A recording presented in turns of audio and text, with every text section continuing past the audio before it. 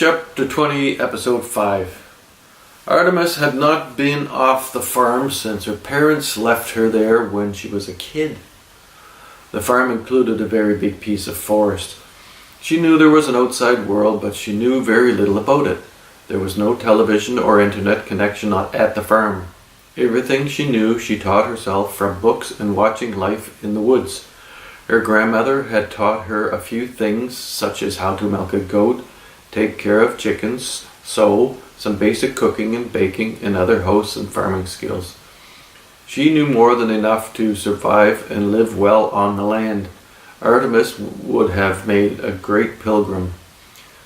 The farm and forest around it was her land.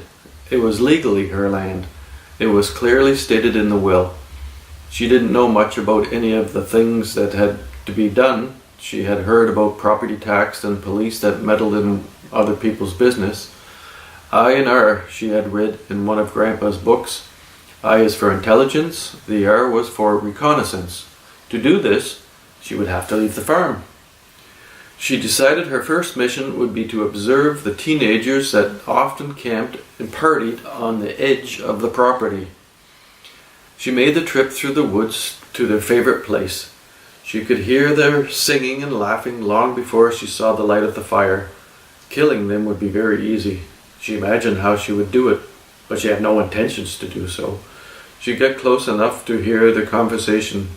She noticed how after much drinking, conversation became loud and banal. It also turned towards sex. Some even ventured into the woods to have a bit of privacy. She followed the pair that included a young woman that had close to her own build. The coupling wasn't something she was ignorant of, but she had never seen it happen. She wasn't tempted, but she smiled when she thought about introducing herself to them.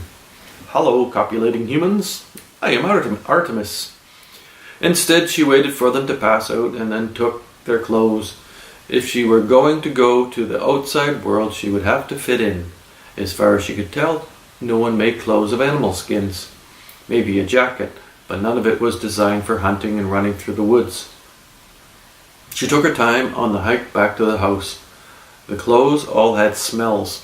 The smell of a girl's underwear she recognized, but there were other smells too, like flowers and other plants.